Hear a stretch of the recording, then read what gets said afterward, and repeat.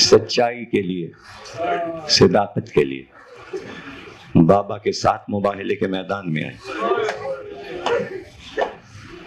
چہرے پہ سیاہ نقاب، زہرا بی بی کے سر سے پیر تک مخنے اور برقعے میں. عیسائیوں نے دیکھا سیاہ نقاب کا وقار تھا کہ گھبرا کر کہا ہم مباہلہ نہیں کریں گے، ہم وہ چہرے دیکھ رہے ہیں. چہرے تو چار ہی دیکھے تھے، بی بی کا چہرہ تو نقاب میں تھا.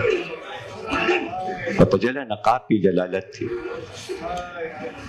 چہرے تو پہلی بار حسن اور حسین کے دیکھے تھے، علی اور رسول کو تو دیکھ چکے تھے عیسائی، روز مسجد میں آ رہے تھے.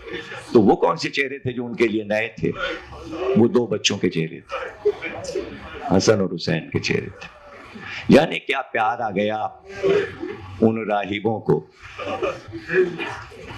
اس میں ایک 25 سال کا جوان راہب بھی آیا تھا اور نئی نئی اس کی شادی ہوئی تھی.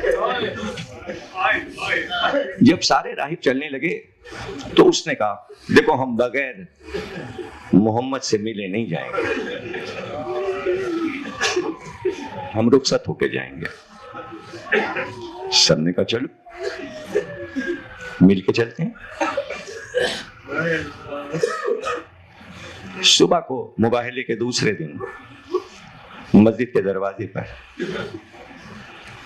وہ راہب آیا، ادب کے ساتھ بزم رسول میں داخل ہوا. لیکن اس وقت وہ تھا کہ 6 سال کے حسین رسول اللہ بیٹھے تھے اور حسین دونوں رسول اللہ کے زانوؤں پہ پیر رکھے ہوئے کھڑے ہوئے تھے. میری طرف دیکھیے گا.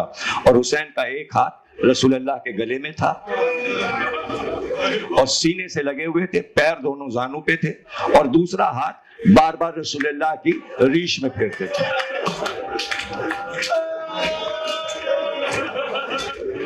معصوم نواسا نانا سے پیار کرتا، کبھی منہ حسین نانا کے منہ پہ رکھ دیتے، جلدی سے رسول اللہ پیار کرتے. پھر رسول کے چہرے پہ حسین چھوٹے چھوٹے ننھے ننھے ہاتھ رسول اللہ کے چہرے پہ پھیر دیتے.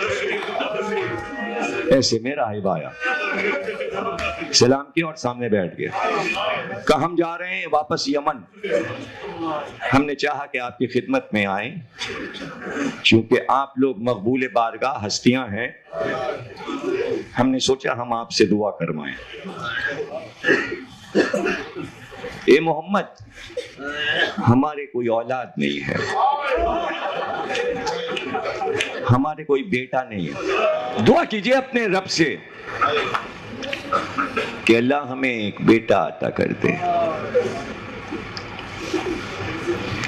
رسول اللہ نے غور سے راہب کے چہرے کو دیکھا.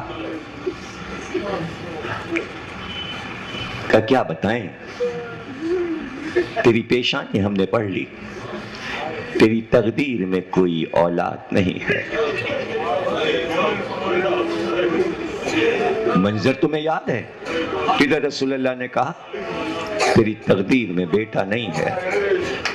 حسین کچھ دیر کے لیے رکے اور منہ کو رسول اللہ کے اپنی طرف.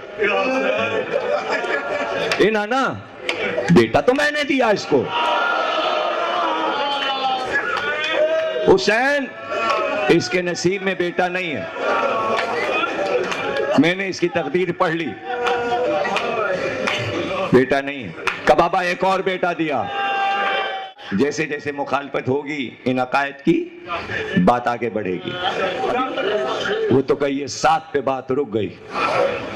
اور اب جو راہب اٹھا تو میری طرف دیکھنا، نبی کے زانو پہ حسین کے پاؤں تھے. اس نے جھک کر دونوں ہاتھوں سے ننھے ننھے پیروں پہ اور ہاتھ رکھ کر کہا حسین، تم نے آج ہمیں مالا مال کر دیا، بڑی دولت دے دی تھی. حسین، قادسیہ سے راستہ جاتا ہے اور حلب کی طرف جب مڑتا ہے تو صحرا جہاں پہ ختم ہوتا ہے وہیں ہمارا دیر ہے. ہمارا دیر بہت مشہور ہے، اگر کبھی ادھر آنا ہو تو ہمارے گھر بھی آنا۔ اگر حسین چپ رہتے تو کوئی بات ہی نہیں تھی۔ بات تو اب ہو گئی کہ حسین نے بے اختیار کا راہب ہم آئیں گے، ہم آئیں گے۔ بھائی اس کا یقین بڑھ گیا، وہ واپس آیا، اس کو 7 بیٹے ملے، برابر کے جوان بیٹے ہو گئے۔ تو جب 7 بیٹے مل گئے اس کا یقین کتنا بڑھ گیا، تو اب اس کو یہ یقین حسین آئیں گے، حسین آئیں گے۔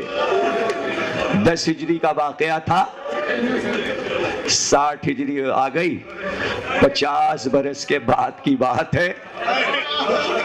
اس وقت حسین 6 برس کے تھے، اب حسین 56 برس کے ہیں۔ تو اب راہب کی عمر بھی تو زیادہ ہو گئی، بچے جوان ہو گئے، ساتوں بھائی جوان ہو گئے۔ بڑا خیال رکھتے تھے ساتوں بھائی باپ کا، لیکن یہ دیکھا ہمیشہ کہ دوپہر جلتی دھوپ ہو یا سردیوں کا زمانہ ہو، ایک وقت ایسا ہوتا کہ دیر کی چھت پہ چڑھ جاتا اور ایک سمت کافی دیر تک کھڑے ہو کے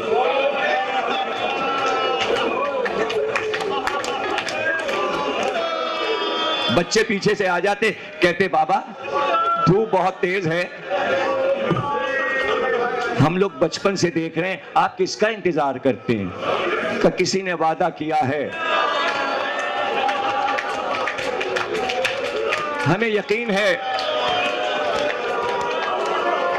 کہ وہ آئے گا، ہم کو یقین ہے، وہ بڑا سچا ہے، وہ بڑا صادق ہے، اس کا وعدہ سچا ہے، وہ آئے گا، میں اس کا انتظار کر رہا ہوں۔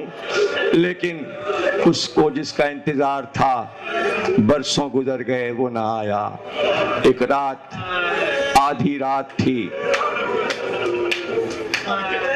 تلواروں کی جھنکار، گھوڑوں اور اونٹوں کے قدموں کی آواز، آدھی رات کو اس کی آنکھ کھل گئی، گھبرا گیا کہ اس صحرا میں اتنا شور کیسا ہے۔ گھبرا کے دروازے کو کھولا، اس نے دیکھا، اترا، دیوار سے لگے ہوئے کچھ نیزے دیکھے اور ہر نیزے پر ایک سر دیکھا، ایک ایک سر کو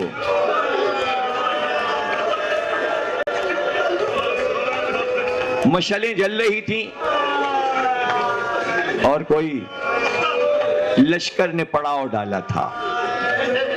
غور سے دیکھا تو سپاہی گھوڑوں پہ سوار تھے اور لشکر کے درمیان میں ایک جگہ پر کچھ عورتوں کو دیکھا جو زمین پہ سر کو جھکائے ہوئے اور ان کے بال چہروں پہ پڑے اور سب کے ہاتھ بندھے۔ ان میں ایک قیدی جس کے ہاتھ میں ہتھکڑیاں، پیروں میں بیڑیاں، ہاتھ میں تو، گلے میں تو، ایک سر کے پاس رک گیا، دیر تک غور سے اس سر کو دیکھتا رہا اور دل میں کہنے لگا، جانے کیوں یہ چہرہ کچھ پہچانا ہوا لگتا ہے، یہ چہرہ مجھے پہچانا ہوا لگتا ہے۔ اتر گیا، لشکر کے قریب گیا، پڑاؤ کے پاس پوچھا سردار کون ہے؟ شمر آگے بڑھا، کہا یہ لشکر ہمارا ہے۔ کہا یہ سر کس کے ہیں؟ کہا تم سے کیا مطلب؟ کہا نہیں، ہمارا ایک مقصد ہے، مجھے یہ سر اچھا لگ رہا ہے، یہ سر مجھے تھوڑی دیر کے لیے دے دو، جب جانے لگنا تو واپس لے لینا۔ کہ یہ کیسے ہو سکتا ہے؟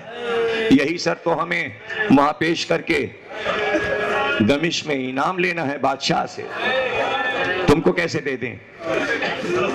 دروازے کو کھولا، اپنے حجرے میں آیا، ایک صندوق کھولا، سارے کپڑے پہننے کے ہٹائے، نیچے سے کچھ سونے کی اشرفیاں نکالیں، درہم و دینار نکالے، ہاتھ میں سکے لے کے آیا، شمر کے پاس آیا، کہا یہ سکے سب صدقے ہیں اس سر پہ، یہ سکے تم لے لو، مجھے تھوڑی دیر کے لیے یہ سر دے دو۔